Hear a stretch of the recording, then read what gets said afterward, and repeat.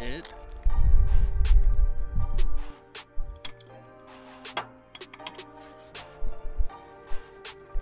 Oh my god.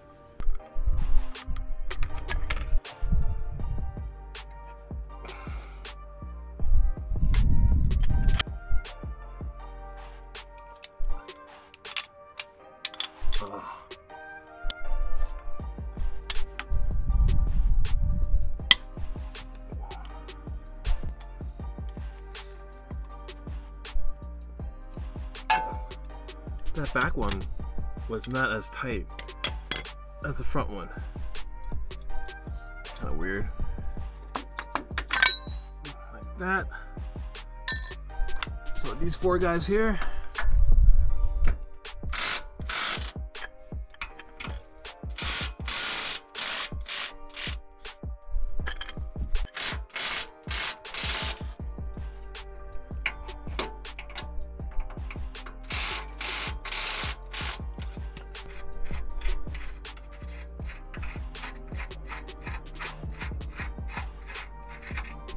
Whoa, that is just straight dirty.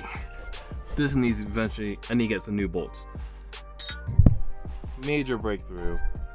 This video is probably should not be used to how to install, but to more how not to install.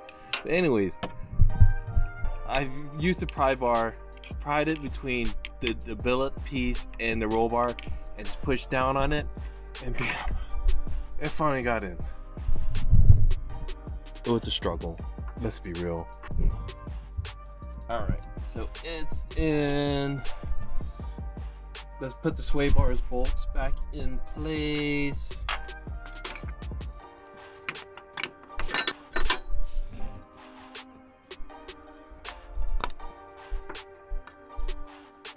And just give you a heads up.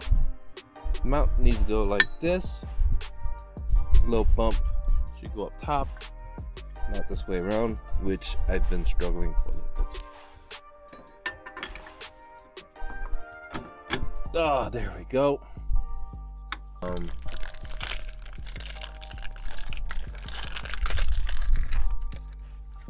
It would go just like this. The 034 logo will point towards the front of the car, like so. And put the bolt in. The larger impact sockets, the walls are a lot thicker.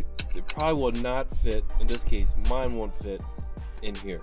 So you need to use just a regular old socket. So let's check it out.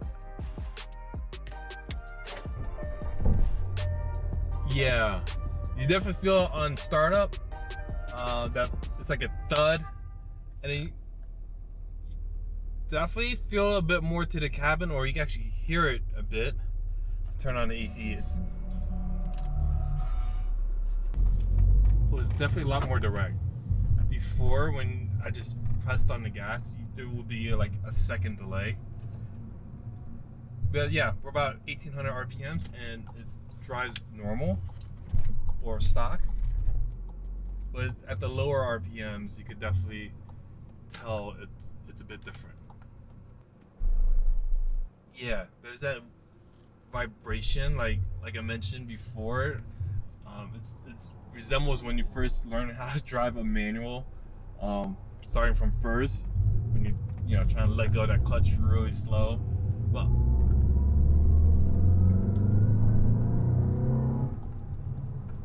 yeah, other than that, it's great. Yeah, it seems like, so like I mentioned in the last video, I installed the intake, and it seems like that noise from the intake is being transmitted into the engine bay, or I mean into the cabin, which is not what I expected, to be quite honest. Before, I didn't really hear much. I never really heard much of the intake. Now I hear more turbo whine and I guess different characteristics from the engine being transmitted into the cabin, which is a good thing. And then here's a right-hand turn to see how it feels.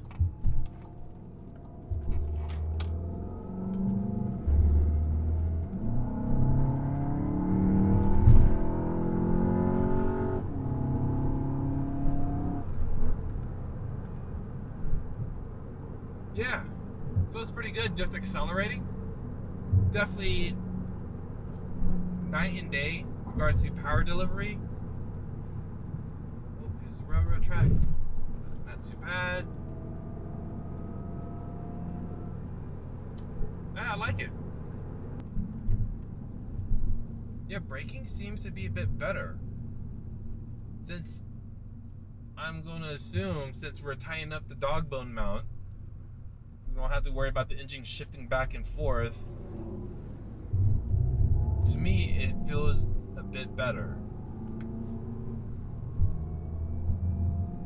So, no matter what dog bone mount you're looking at, I can't, speak on the fact of how the other ones perform, but if they do perform somewhat similar to this particular one, not only acceleration is better and also braking is improved, dude, spend the money.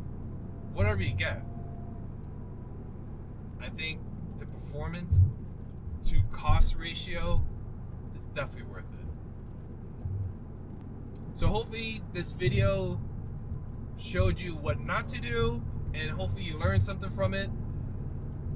And if you have any questions or any other tips for it, if I have to do this again in another Mark 7 or even a Mark 8, put it in the comments below. Let me know what I should have done next time. And yeah, appreciate you watching this video. Peace.